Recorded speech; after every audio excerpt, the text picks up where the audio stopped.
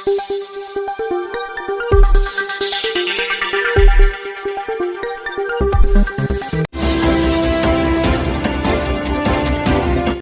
News में आपका स्वागत है। हमारे साथ जुड़ चुके हैं भारतीय शक्ति चेतना पार्टी के औरैया जनपद के जिला उपाध्यक्ष श्री गिरीश सिकरवार जी। नमस्कार, आइए इनसे चर्चा करते हैं, बात करते हैं। सर, हम लोग ये जानना चाहते हैं, हमारे चैनल के माध्यम से जो लोग इसको देख रहे हैं आपको, वो जानना चाहते हैं कि जो अभी ये राष्ट्रपति महोदय जी का चुनाव हुआ है उसके बारे में थोड़ा प्रकाश डालिए कि किस प्रकार से ये चुनाव होता है और किस प्रकार से क्या इसका सिस्टम है, और सरकार का ही राष्ट्रपति महोदय जी बनते हैं या विपक्ष भी बना सकती है। इसके बारे में थोड़ा हमारे दर्शकों को जानकारी दीजिए। राष्ट्रपति का चुनाव पूरे देश में एक साथ होता है जी, जिसमें कि लोकसभा सदस्य, राज्यसभा सदस्य और जो अपने राज्यों में फैली विधानसभाएं हैं जी, तो उनके माननीय सदस्य जी, तो जिस प्रदेश की जैसी आबादी है जी, तो आबादी के अनुसार इनके मतों का निर्धारण होता है। जैसे कि हमारा उत्तर प्रदेश में बैठे जी, तो यहाँ का जो सांसद होते हैं जी, तो उनके एक मत का मूल्य 708 जी, और जो विधायक हैं माननीय तो उनका 208 जी, और अन्य राज्यों के कम होते हैं। जी, तो इस प्रकार इनका इलेक्शन होता है और अलग अलग राज्यों में चुनाव कराए गए थे। जैसे अपने यहाँ 18 तारीख को इलेक्शन हुआ था, आज उसका परिणाम लगभग तय था कि जो सत्ताधारी दल की जो एनडीए के कैंडिडेट हैं जी, द्रौपदी मुर्मू जी, वो निश्चित तौर पर राष्ट्रपति बनने जा रही हैं। ये सर आगे चर्चा करते हैं। तो इसमें जैसा कि अभी आपने कहा है कि परिणाम लगभग तय था, तो ऐसा आपको आभास हो रहा है कि ऐसा कैसे आभास हो रहा है आपको? नहीं, देखिए, पूरे जो अपने पास राज्य हैं करीब 18 राज्यों में जी, बीजेपी की खुद की सरकार है जी, और कई राज्य ऐसे हैं जैसे कि उड़ीसा है, जी, उनके राज्य नहीं हैं, जी, लेकिन अधिकांश हमने देखा है कि नवीन जी पटनायक अधिकांश मतलब वो एनडीए के कैंडिडेट का समर्थन करते हैं। लगातार उनका यही रवैया रहा है। जी, तो इसलिए मैंने बताया कि अधिकांश राज्य, भाई आधे से ज़्यादा राज्यों में तो वो खुद की उनकी सरकार है। जी, और अभी अभी आपने देखा होगा कि जो महाराष्ट्र में हुआ और जो जगह जगह आप देख रहे हैं, जी, तो एक एक विधायक के लिए चुनाव तो हमने बहुत देखे, जी, लेकिन जैसा चुनाव इस बार हुआ है जी, ऐसा मैंने नहीं देखा कि चुनाव के लास्ट दिन तक विधायकों को तोड़ने फोड़ने और अपने पाले में लाने के लिए कवायद सरकार करती रही। जी, वैसे जब शुरू में जब चुनाव शुरू हुआ था जी, उस समय दोनों दलों में जो विपक्षी दल होते हैं जी, तो उनमें और सत्ताधारी दल के इनमें केवल 13,000 मतों का अंतर था। तो अगर मतलब जैसे कि केजरीवाल जी या और अन्य दल हैं, जी, अगर सब लोग मिलके, जैसे अपने यूपी में ही बताई पहले बार हमने ऐसा देखा कि यहाँ इसमें लोकसभा और इनके बताओ सदस्य भी इन लोगों ने क्रॉस वोटिंग किया है, इधर से उधर की अन्य दलों में रहे। मतलब इसमें जो विपक्ष के लोग हैं इन्होंने भी क्रॉस वोटिंग कर। हाँ भाई, बताएं, इसमें मुख्य ये रहता कि इसमें व्हिप जारी नहीं होता राष्ट्रपति के इलेक्शन में, तो उनको कोई खतरा भी नहीं रहता सदस्यता जाने के लिए। अन्य में ये खतरा रहता है कि जैसे ही आप दल में व्हिप जारी हुआ, अगर आप उसके खिलाफ वोटिंग करेंगे तो आपकी सदस्यता जा सकती है। तो इसमें व्हिप होता नहीं राष्ट्रपति के चुनाव में, तो इसलिए क्रॉस वोटिंग हुई है, बहुत बड़े तौर पे हुई तो है। क्रॉस वोटिंग अगर बीजेपी की तरफ से हुई है तो क्या क्रॉस वोटिंग विपक्ष की तरफ से भी हो सकती है? नहीं, विपक्षी की तरफ से हुई। उनके 2-3 विधायक तो आए नहीं, और खुद अपने उत्तर प्रदेश की बात करें तो यहाँ के विधायक नहीं थे, वो शिवपाल सिंह, उन्होंने भी द्रौपदी मुर्मू को समर्थन दिया। राजा भैया जो खुद में एक दल चलाते हैं, जनसत्ता दल, उन्होंने भी द्रौपदी मुर्मू को दिया है। और तमाम ऐसे विधायक हैं जैसे राजभर जी है, जो ओम प्रकाश जी राजभर हैं, उन्होंने भी अपना समर्थन मुर्मू जी को दिया है। जबकि वो अभी भी कहते हैं कि हम गठबंधन में हैं। तो अगर विपक्ष एक होता तो हमारे ख्याल से इलेक्शन अच्छा होता। और फिर महाराष्ट्र में जो ये दल में तोड़ फोड़ हुई है, इसलिए कोई शक शुबा की बात नहीं रही कि बहुमत है। तो सर, ये जैसे राष्ट्रपति महोदय जी का जो चुनाव है, इसमें क्लियर कट हो गया कि द्रौपदी मुर्मू जी राष्ट्रपति बन चुकी हैं। परिणाम आना ही बाकी है। और तो मैं थोड़ा जानना चाहूँगा ये कि अगला जो चुनाव आने वाला है 2024 का, तो इसमें क्या बदलाव के कुछ आसार नज़र आ रहे हैं कि जैसी इस समय परिस्थिति वर्तमान में है ऐसे ही आगे रहेगा भविष्य में? नहीं, मुझे तो कोई मतलब वो चेंज दिखाई देता नहीं, क्योंकि अभी 2022 का हम और आपने विधानसभा का इलेक्शन देखा। इतने मुद्दे विपक्ष के पास सजे हुए रखे थे, कोरोना का, बेरोजगारी का, महंगाई का, ये सब मुद्दा रहा। उसके बाद इलेक्शन हुआ, परिणाम तब भी समझ लो विपरीत गए। तो ये लोकसभा का इलेक्शन है, इसमें जो दल आते हैं, जैसे कांग्रेस जो है तो वो पूरे देश में है, लेकिन बड़ा दुख की बात है कि कांग्रेस के साथ अन्य विपक्षी दल उनका सहयोग नहीं करते हैं। ममता बनर्जी अपने अलग राय निकालती हैं, शरद जी अपना वो चाहते हैं। मतलब बात तो सब लोग करते हैं कि विपक्ष एक हो, लेकिन एक होता नहीं, एक होते नहीं है। इसलिए हमारे ख्याल जब तक सब लोग विपक्ष एक होकर नहीं लड़ता, तब तक हमारे ख्याल कोई चुनौती देने की स्थिति में नहीं। वैसे असंभव राजनीति में कुछ होता नहीं, क्योंकि अभी भी जो सरकार बनी केवल 39% उससे है। इसके माने जो बहुमत है 61% तो खिलाफ ही है, लेकिन वो चूं जगह जगह बटा हुआ है, निजी स्वार्थ बस और कुछ दबाव बस तमाम। तो इसलिए हमारे ख्याल से कोई परिणाम अन्य आने की संभावना है नहीं। तो सर, ये जो आपने अभी थोड़ी देर पहले बोला कि बड़े बड़े मुद्दे सजो के रखे थे विपक्ष ने और उन मुद्दों को तवज्जो नहीं दिया पब्लिक ने, तो इसका क्या कारण रहा कि पब्लिक परेशानियां भी झेलती है और अच्छे अच्छे मतलब डेवलप के अच्छी अच्छी योजनाओं के मुद्दे रखे विपक्ष ने, लेकिन पब्लिक के अंदर ऐसा क्या है जो बीजेपी के अंदर ऐसा क्या है जो बीजेपी की तरफ जा रही है और अपना लाभ छोड़ रही है? ऐसा थोड़ा जानना चाहिए। नहीं, वो जो बीजेपी का तंत्र है, प्रचार तंत्र बहुत मजबूत है।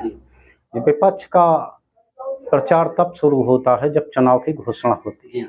और आपने देखा होगा कि जो बीजेपी की टीम है वो 24 घंटे 7 दिन केवल चुनाव मोड में रहती है। आपको ध्यान हो कि गुजरात में कब इलेक्शन होगा, अपने अक्टूबर नवंबर में, लेकिन वहाँ उनके सब काम शुरू हो चुके हैं और विपक्ष का भी कोई खास नहीं। केवल आम आदमी पार्टी ने तो वहाँ एक आध वो यात्राएं निकाली हैं।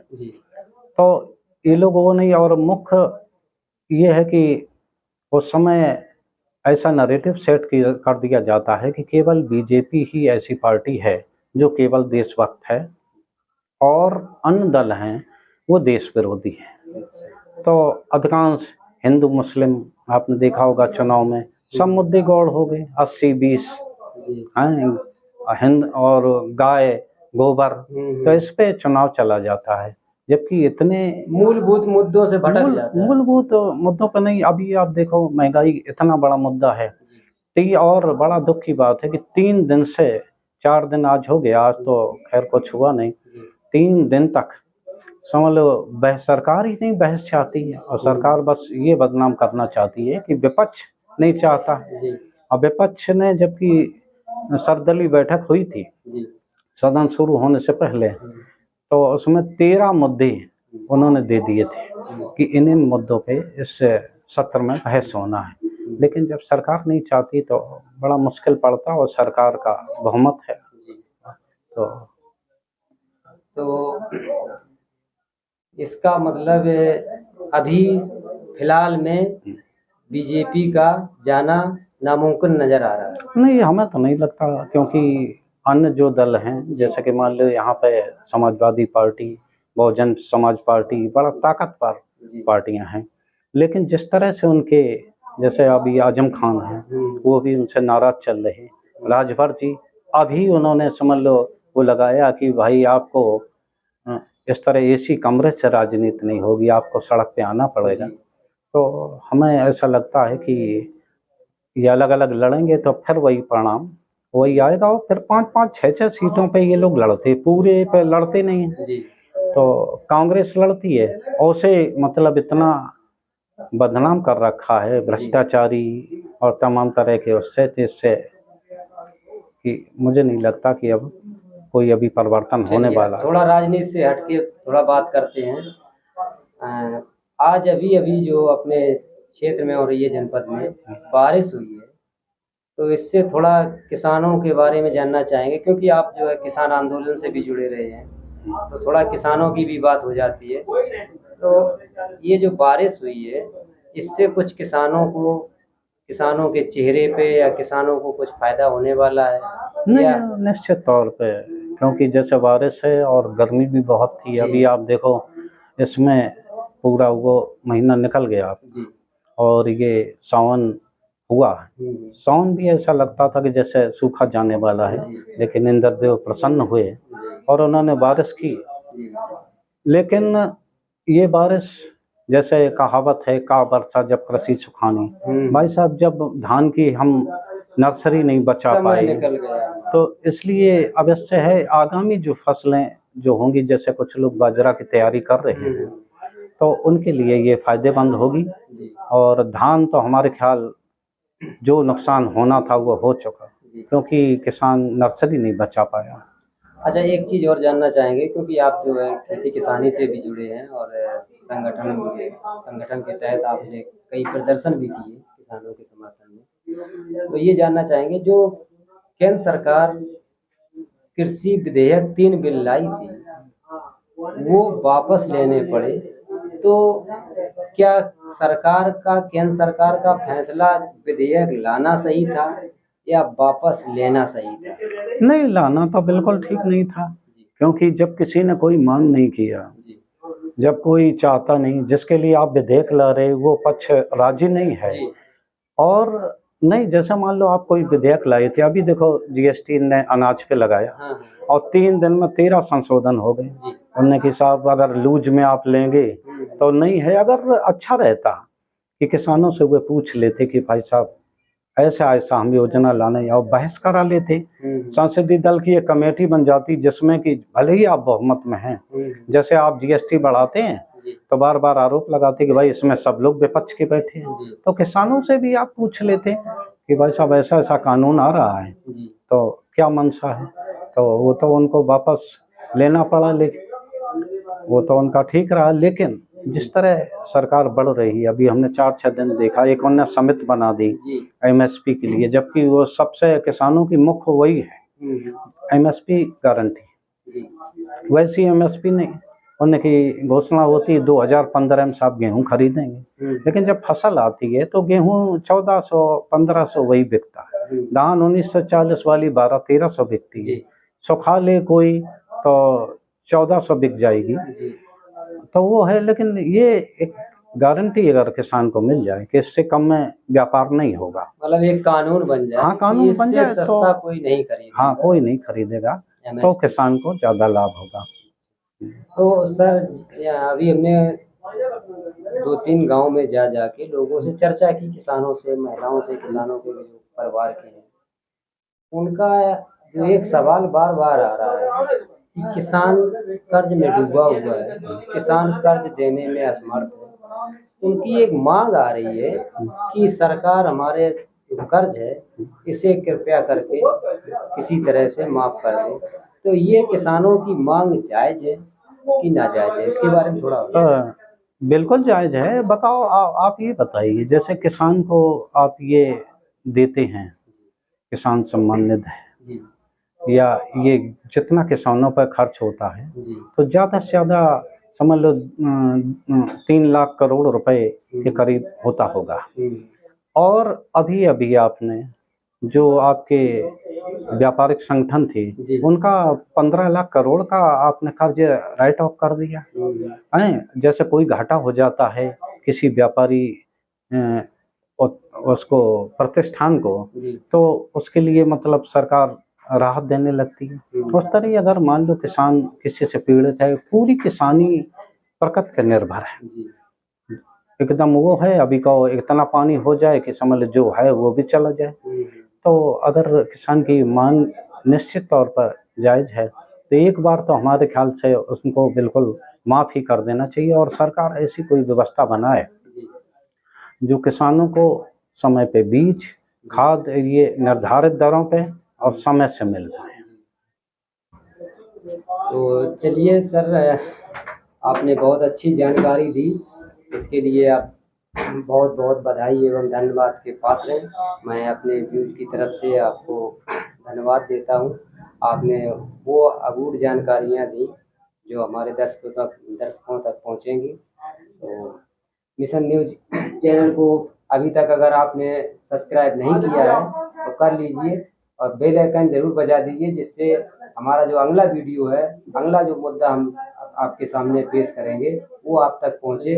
और अगर आपके पास कोई भी समस्या है, कोई भी मुद्दा है, तो हमारे मिशन न्यूज से कांटेक्ट करके हम लोगों को सूचना दें। हम लोग जरूर आएंगे आपके गांव में, आपके गली में, आपके खेत में, आपके खलिहान में, आपकी खबर बनाएंगे, आपके अपने मिशन न्यूज चैनल के द्वारा शासन प्रशासन तक पहुंचाने का कार्य करेंगे। जय हिंद, जय भारत।